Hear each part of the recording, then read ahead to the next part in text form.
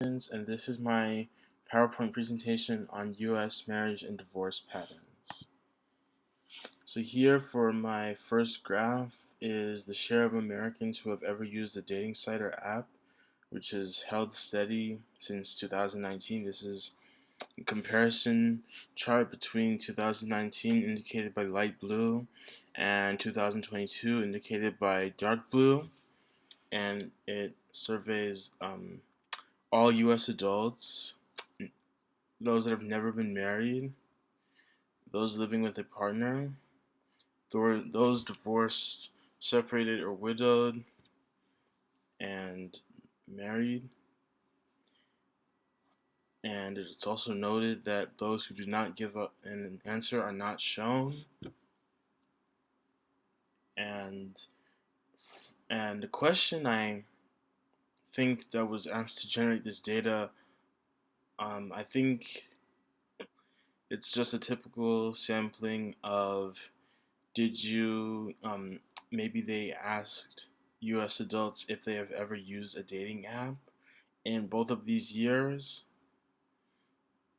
and a lot of these bars are identical, which is it seems a little bit unlikely to me because I imagine it would vary by maybe 1 or 2%, but in most cases it remains nearly identical except for this um, this category here.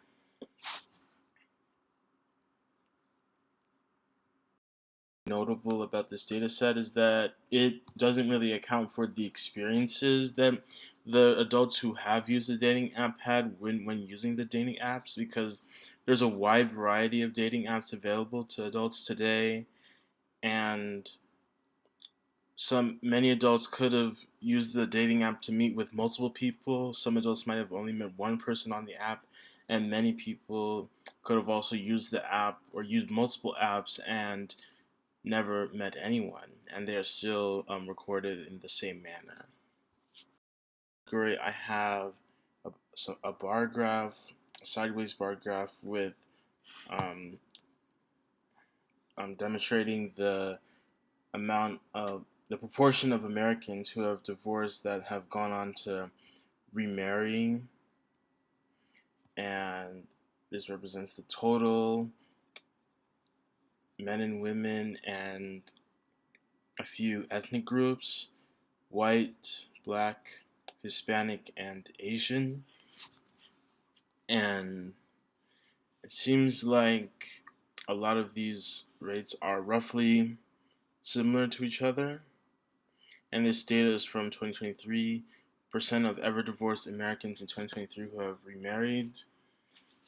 And this was interesting to me because I think that maybe this may be due to the fact that people might be encouraged to marry earlier than they're ready for it. So, or maybe when they marry someone, maybe they realize that they didn't really choose the right person for them, and so maybe they might not be against the idea of marriage, or they might still like marriage, but they just um, it's just something that people often jump into before they're really ready because of maybe societal expectations and things like that. This next data source, there I have two figures. There's figure one, marriage cohort estimate of the percentage of marriages dissolved in or dissolved between 5 and 10 years by data source.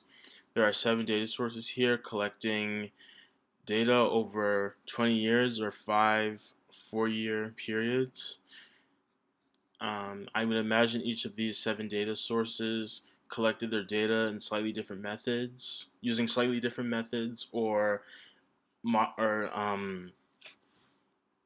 collected data using in different areas or other different variables that could have led to the slightly different outcomes that we see that can be observed on this figure.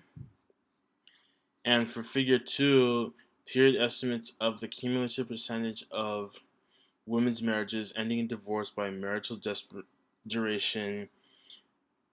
So, with only 2 data sources. And what I found notable about this is that this really reflects on statistical methods rather than the percentage of marriages or the whatever it is that they're measuring here, because there's a lot of different ways you can do this. There's a lot of different outcomes you're going to get, and it can show that some data sources might be more trustworthy and more reliable than others. And with these outcomes, um, some of them are slightly different, but others are significantly different. So now there's little way of knowing which one is accurately correct amongst a greater population. Figure women's marriage rate from 1900 to 2018. It looks like a fairly standard data set, and I think the questions that were asked to generate this data, really the main question was they might have surveyed a group of women. They don't really go into specifics which kind of women that they surveyed and or sampled, and they asked them if they were married, and the ones that were married are recorded over the course of roughly 120 years. And it seems here before World War II, which was around 1930 and 1940, the marriage rate seemed to oscillate widely between 68 and 67% to 90 and 92%. Used to just go up and down. And after the war, it began declining steadily until we reach more recent years, where the marriage rate has fallen roughly to, based on this data, it's fallen roughly to 30%. Of data, I have a figure for percentage of women currently married among educational attainment groups from 1940 to 2018, so around an 80 years time span. There's did not complete high school, completed high school or received a GED or other equivalency, some college, and a bachelor's degree and higher. And in 1940 and 1950, these educational levels seem to have roughly similar levels of similar proportions of marriage among each of the four educational groups, but over time it begins to spread out more. So more people, more women that are married have bachelor's degree or higher, or it might be that the person they're married to might have also attained this level of education and isn't specified. And I also found it intriguing that they generalize the higher levels of education, such as master's degree, PhD, doctorates, into a single category, which might have compromised the accuracy of this data set and also how representative it is. If women with master's degrees might have a much higher proportion of married women, but this might not be represented completely here. Or it might be because master's degree or higher levels of education weren't completely prominent enough in 1940 or 1950 to justify adding it as its own category, and so they grouped it with bachelor's degree because maybe bachelor's degree was more prominent in 1940 and 1950. But that's something that I found interesting and notable. And also, I think a question that was asked to generate this data was maybe they sampled married women and they asked them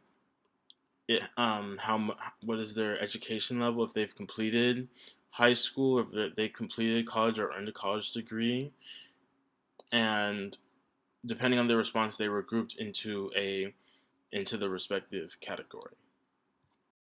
Those the data that I did because it was the most relevant data I could find given the provided sources, and I honestly feel that it is not very accurate or reflective of how marriage might be, because the data from all the sources I found, the data didn't really go into too many specifics.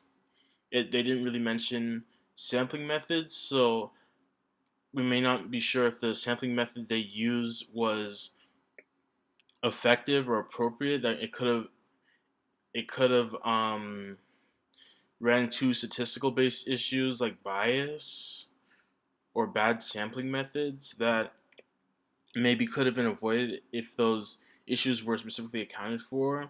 And it could be assumed that they were because the data sources that I was provided were legitimate data sources that are used by many people and are generally seen as trustworthy. But that's just something that I was thinking about as I was gathering the data.